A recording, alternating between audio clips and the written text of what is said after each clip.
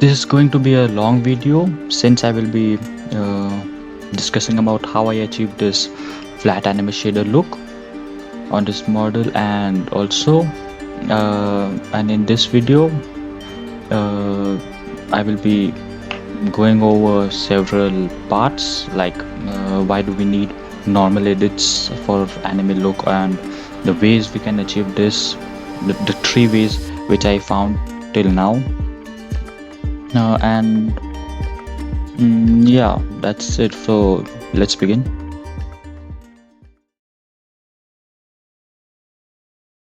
So why do we need a normal editing on our models at all? Briefly, I can explain the reason being that in anime, shading does not always follow the contours of the body. I will be showing you some images to demonstrate my point.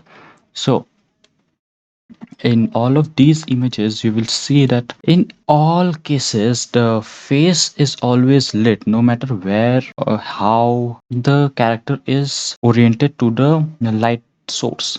And this happens in traditional 2D anime, whereas if you watch CGI anime, you will always see that there is the shadows always follow the contours of the body.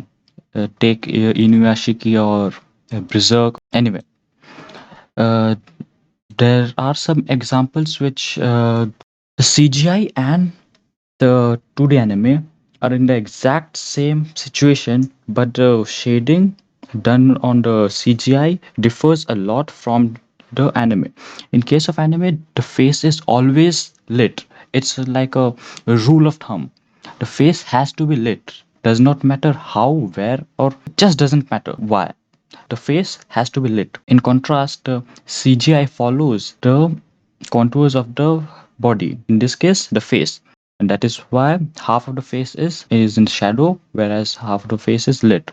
This gives the CGI the classic CGI look. Moving on, we have Genshin Impact. I think it also has the normal editing done to it. I think I'm not confirmed about the that, but also in the cases of like muscle people, in case of anime, it has a classic 2D feel to it. Even in case of super dynamic situations like in dance moves, if the anime is drawn, it will have that flat look.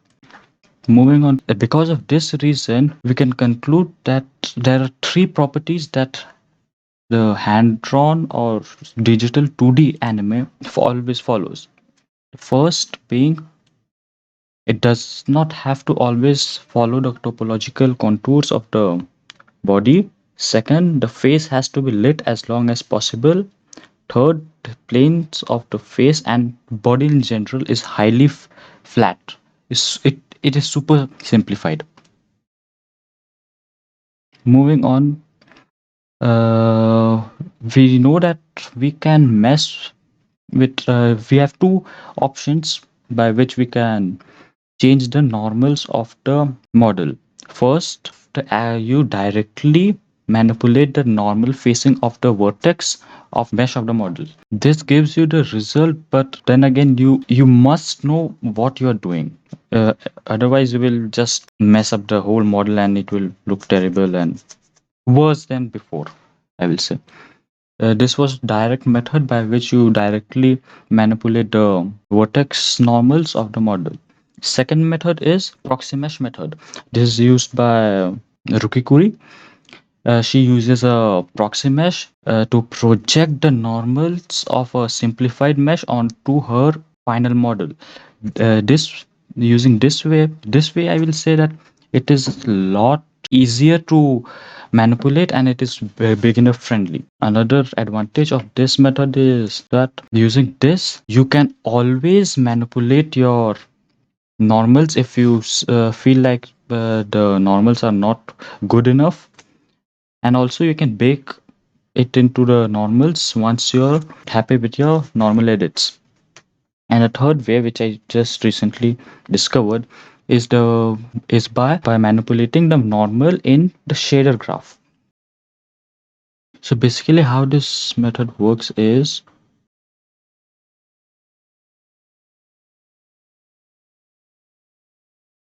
This is how a normal, this is how usually an normals of a model will be shown if it was a sphere and this was the camera.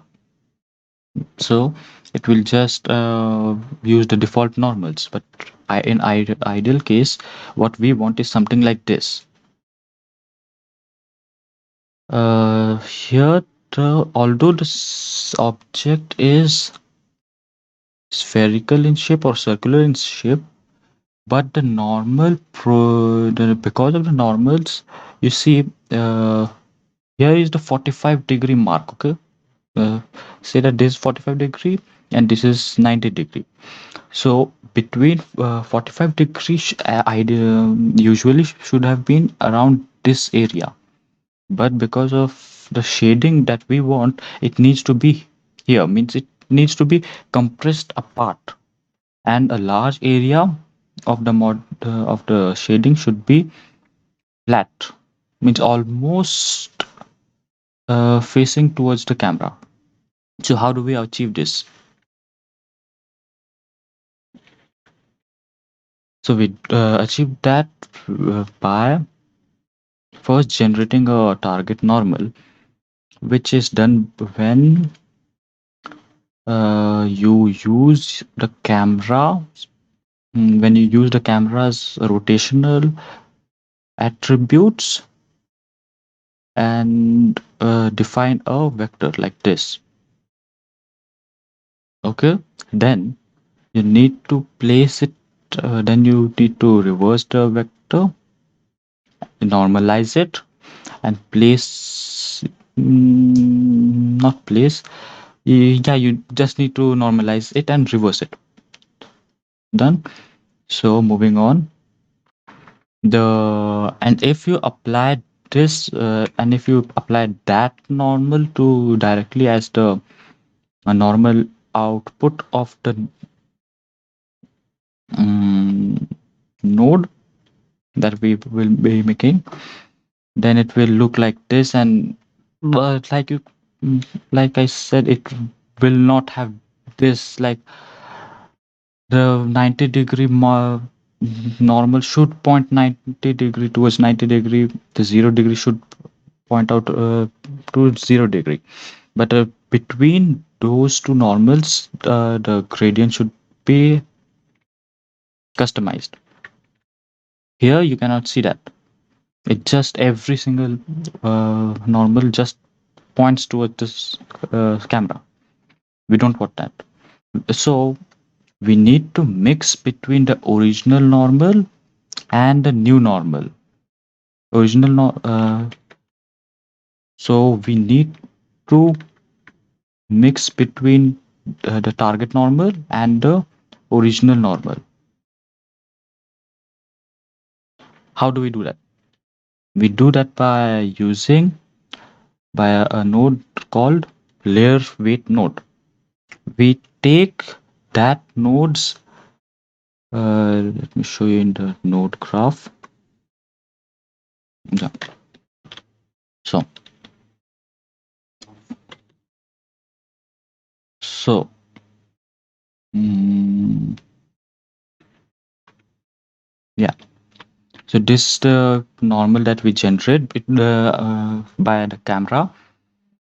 Here we make a default normal, which is basically a vector, unit vector that is facing downwards.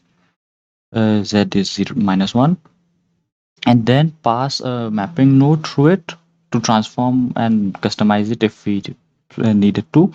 Here I have instead of using the default rotational values, I have used drivers to copy the rotational attributes of the camera to this, to the rotation, to the rotations that are present here. Like you can see, the first driver should be is x. The rotational is the rotation should be the camera's rotation. Here The camera is the object, the driver is target object, then type X rotation, auto Euler, world space. Similarly, you have X, Y, and Z. Then here we invert that uh, vector, and here we normalize that vector so that we can use it. Here we take the normal output of the geometry node, feed it into the RGB node. Then we use the mm, layer weight nodes facing output. We pass it through a RGB curve, and then uh, uh, and then make that the factor for mixing between the original normals and the target normals. What happens is, oh, remember this particular curve. Here you can see that zero of the facing should be 1, the zero of the facing should be 1, and 1 of the facing should be 0. And like I said, the between these two 0 and 1 value, we have defined a gradient through this extra point in the graph. So what happens is,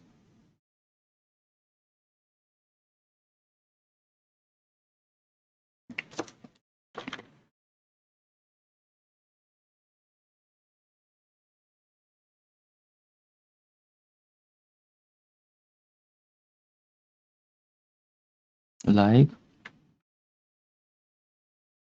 this is the camera, default normal. Default normal will not change because it is already very close. The default, the normal of the point which are directly facing the camera will not change because it is already facing the camera. So there won't be any changes. But as we move further, the effect will be apparent because, like I say, if this marks are 0 to 90, then 0, 45, this should be 45. But as you can see, the value is not here or below, means it will be almost this. This should be 45 degree. It will be almost equal to the direct normal, means it will be almost the same as the target normal which we defined. But away as we move away from I,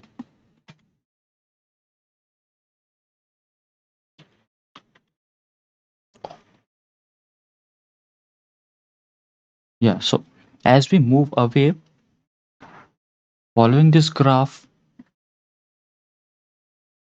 when we arrive at the 90 degree of the normal, the default normals, the effect should be 0. So these are not affected at all. So if we make a gradient, it will be like, here's the 45, so like it will be here.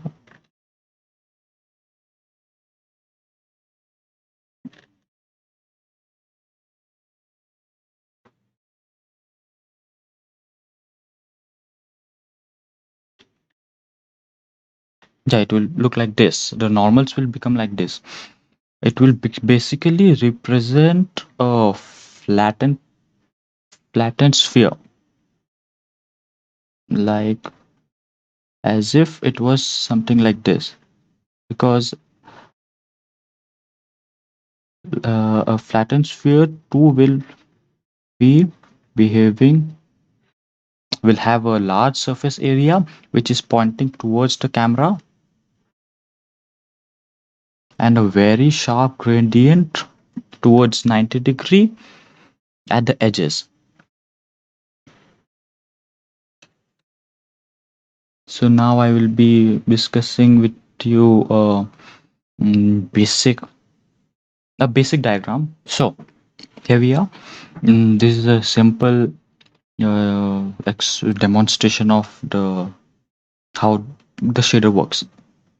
This without any without the normals added to it, just a base BSDF,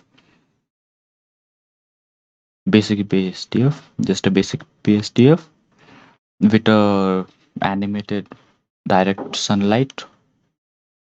Uh, yeah, so as you can see, this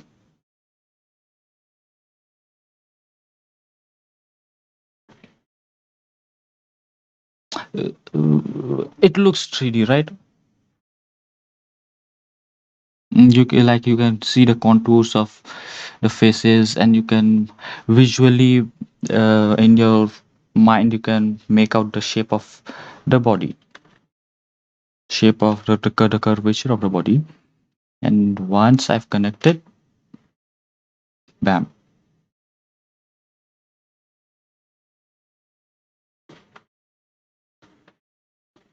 it is the same shader as before.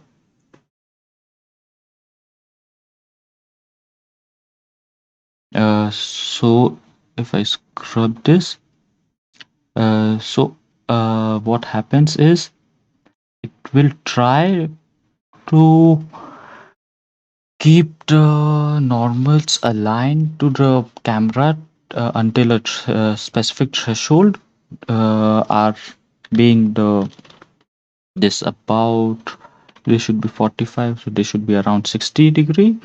If the default normals is less than 60-degree, it will be pointing towards the camera, almost pointing towards the camera, but still it will follow a certain gradient, means the center normals will be more towards the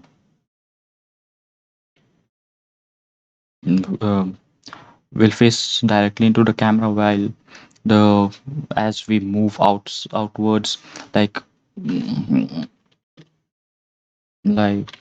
here, like towards the 45-degree mark, it will also at 60-degree, also at 45-degree also you will see that, yeah, it is also quite flat because it is also pointing towards the camera, but not that much, not as much as the direct 0-degree default normals would. This gives us the result that we want, like it will remain lit as much as possible, then very sharply vanish. Very sharply go in the shadows will appear. Similarly, it will try to remain in the shadows till it is possible 60-degree mark, and after that it will suddenly the gradient is very steep here, just a steep gradient mark. Once that threshold is crossed, it will become fully lit. So this is the basic. Once again, I will show you.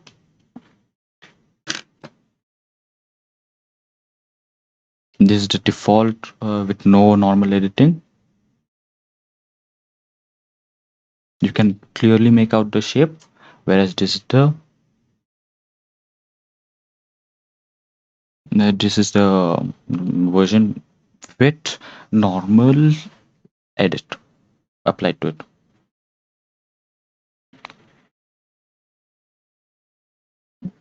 Now let's go to the third phase, which is the so the next phase is this. I will walk you through the how it affects the actual humanoid models. This the I've applied the normal edits on the on Momo's model. So as you can see, as I shift the directional light, the sunlight between, I will say it's less than 5 degree of difference, and it dictates whether the face is lit or not.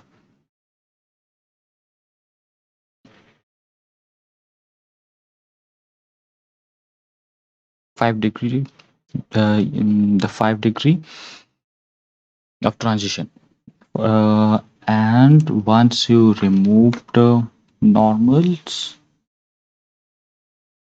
it will firstly have this kind of shitty gradient, which will like it will give everyone, practically everyone, the hint that it is CGI and 3D.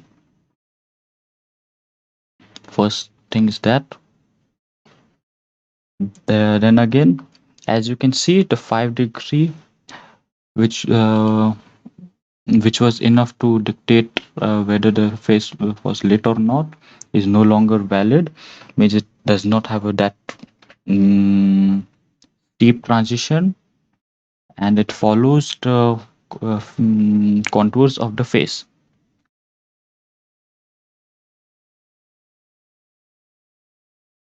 And as you can see, the normal edit is not was not applied. Now I will apply the normals, and you will be able to see the difference. Firstly, it automatically flattens the model's whole normals. First thing is that, and then the transition mimics that of normal editing, but for the whole body. See, either it is lit or it is not lit, giving us the it is either lit or unlit, but it also gives us the under side, means it gives the ambient shadows, right? In all cases. And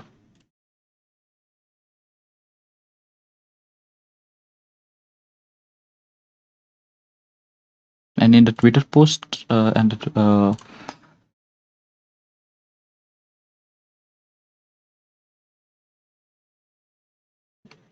in the example which I showed you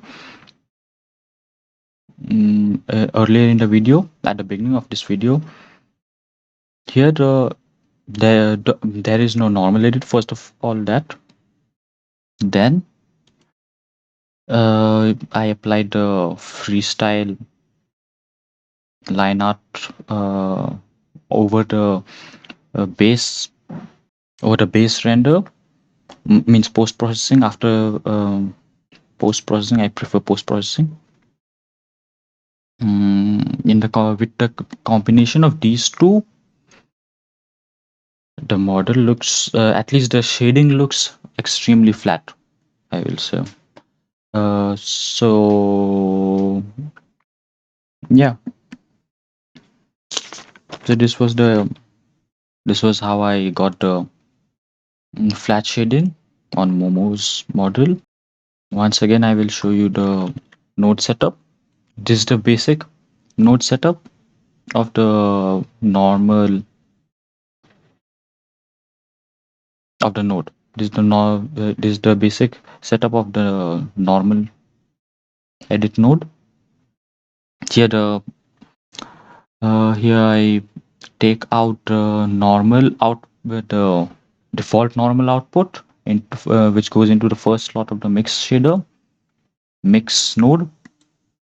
Then I have a default unit vector which is manipulated by the rotation of the camera here, which is driven by drivers.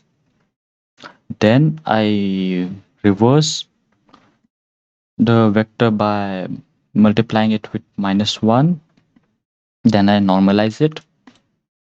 Then using a layer weight node passed through a RGB curve node, I mix between the default normal and the target normal. Then I normalize it again just in case, and then pass it through the BSDF, which determines the shading of the anime shading. Also, I will say that this after applying this, the gradient will almost remain unaffected. Like there will be a large gap. We will have to scrub through a large. We will have to scrub through a longer distance to be able to see any difference. Like just see, I came from 0 to almost zero point 0.7, and then only I can see the difference. Whereas if you don't use any normal, you will see that if there is a continuous visible transition when I scrub through 0 to 7. This is why you need normal edits, because just look at it. It looks CGI. Okay, it just looks CGI because it follows the body's contours. Once you apply the normal edits, it flattens the whole model. Any edit means in general, if you apply any type of normal editing, it will flatten the planes of the body, simplify it basically.